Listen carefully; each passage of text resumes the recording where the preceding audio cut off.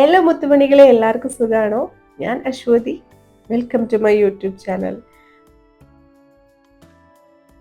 അപ്പോൾ സൺഡേ ആയതിൻ്റെ ഒരു ഹാങ് ഓവർ എല്ലാവർക്കും ഉണ്ടെന്ന് തോന്നുന്നു.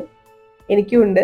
അപ്പോൾ ഞങ്ങൾ വളരെ ലേറ്റ് ആയിട്ടാണ് സൺഡേസ് എണീക്കാറുള്ളത് കേട്ടോ. ബാക്കി എല്ലാ ദിവസവും രാവിലെ നേരത്തെ എണീറ്റ് പോകുന്നത് കൊണ്ട് സൺഡേസ് മാത്രം കുറച്ച് താമസിച്ചാണ് എണീക്കാറുള്ളത് കേട്ടോ.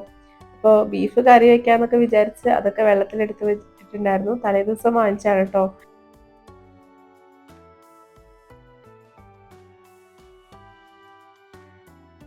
അപ്പോഴേക്ക് തുത്തുകുട്ടി എണീറ്റ് വന്നിട്ടുണ്ടായിരുന്നു. അപ്പൊ പഴം വാട്ടിയതും ദോശയാണ് അവന്റെ സൺഡേസ്. എല്ലാ സൺഡേസിലുള്ള ബ്രേക്ക്ഫാസ്റ്റും അത് തന്നെയാണ് ആൾക്ക്. അപ്പൊ ഇത് വേറെ ഏതെങ്കിലും ദിവസം കൊടുത്തു കഴിഞ്ഞാൽ പറയും അമ്മ ഇന്ന് സൺഡേ അല്ലല്ലോ എന്നുള്ളത്. അപ്പോൾ സൺഡേ ഇത് മാത്രമാണ് കേട്ടോ ആൾ കഴിക്കാറുള്ളത്. അപ്പോൾ ഞാൻ കുറച്ച് ചിക്കൻ കറി കൂടി ഉണ്ടായിരുന്നു, അതും കൂടെ കൂട്ടിയിട്ടാണ് ദോശ കൊടുത്തിട്ടുണ്ടായിരുന്നത്.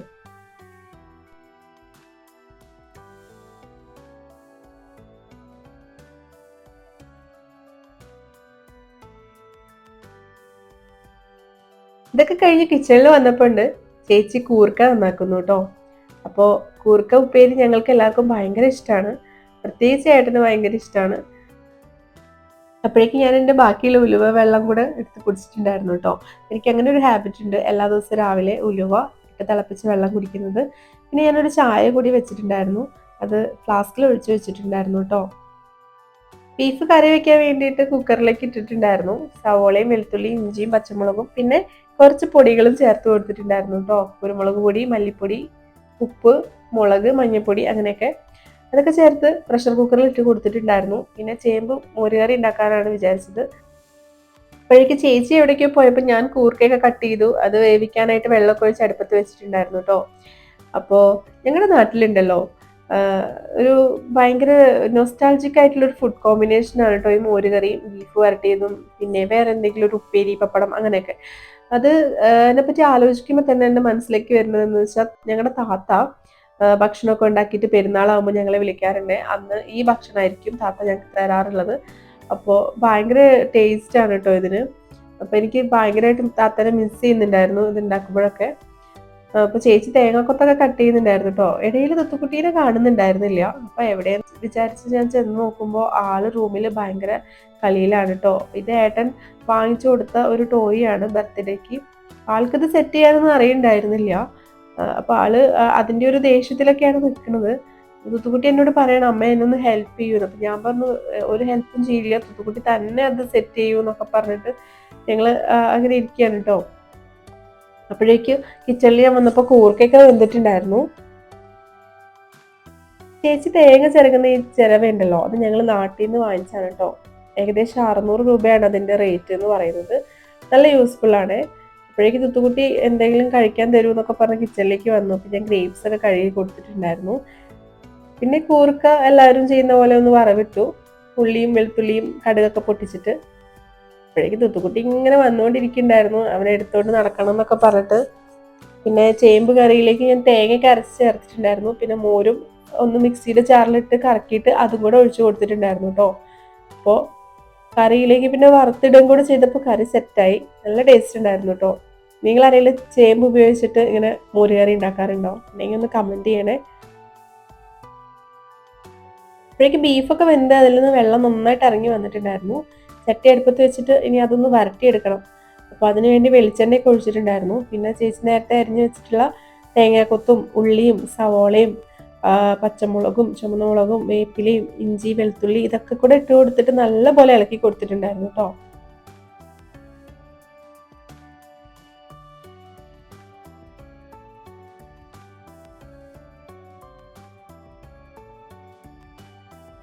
പിന്നെ അതിലേക്ക് ഞാൻ കുറച്ച് പൊടികൾ കൂടി ചേർത്ത് കൊടുത്തിട്ടുണ്ടായിരുന്നു. എക്സ്ട്രാ ആയിട്ട് പെരുംജീരകപ്പൊടിയാണ് ചേർത്ത് കൊടുത്തിട്ടുണ്ടായിരുന്നത്. മുളക് പൊടിയും മഞ്ഞൾപ്പൊടിയും മല്ലിപ്പൊടിയും കുറച്ച് ഇട്ട് കൊടുത്തിട്ടുണ്ടായിരുന്നു കേട്ടോ. അപ്പോൾ അതെല്ലാം കൂടി ഇട്ട് നല്ലപോലെ ഇളക്കി യോജിപ്പിച്ചതിന് ശേഷം ഈ ബീഫ് കുക്കറിൽ നിന്ന് എടുത്ത് അതും കൂടെ എടുത്ത് ഒഴിച്ചിട്ടുണ്ടായിരുന്നു. എന്നിട്ടൊരു 5 to 10 മിനിറ്റ്സ് വേവിച്ചെടുക്കണേ.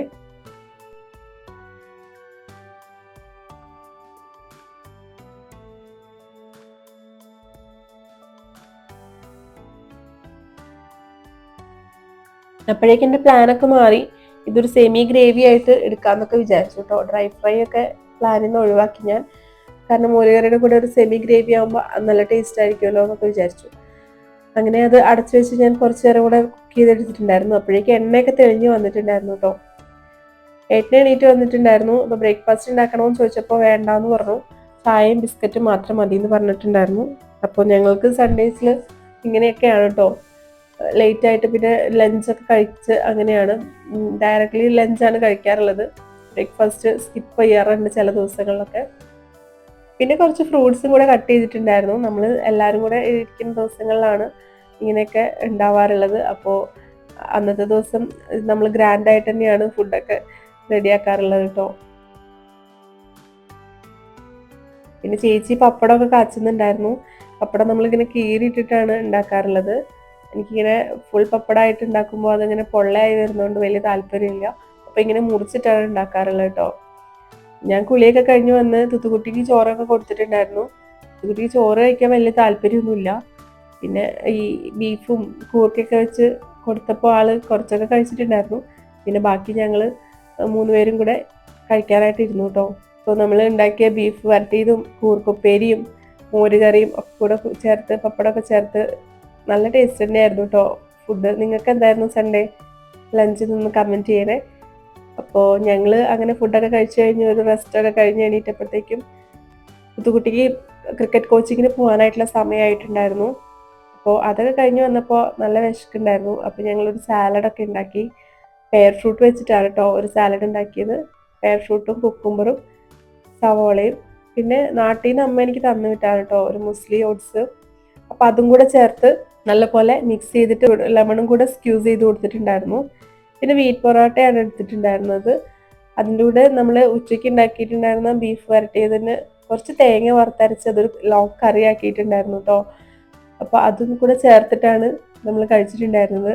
രാത്രി ആയിക്കഴിഞ്ഞാൽ ഇവർക്ക് 2 പേർക്ക് എന്തെങ്കിലും ഇങ്ങനെയുള്ള എന്തെങ്കിലും ഐറ്റംസാണ് ഇവർ കഴിക്കുക. ചോറ് 2 പേരും കഴിക്കാറില്ല. അപ്പോൾ അത്രയൊക്കെ ഉള്ളൂ ഞങ്ങളുടെ ഒരു സൺഡേ എന്ന് പറയുന്നത്. നിങ്ങളുടെ സൺഡേ നിങ്ങൾ കഴിച്ച ഫുഡ് എന്താണെന്നുള്ളതൊന്ന് കമൻറ്റ് ചെയ്തേക്കണേ. അപ്പോൾ അത്രയേ ഉള്ളൂ. ബൈ.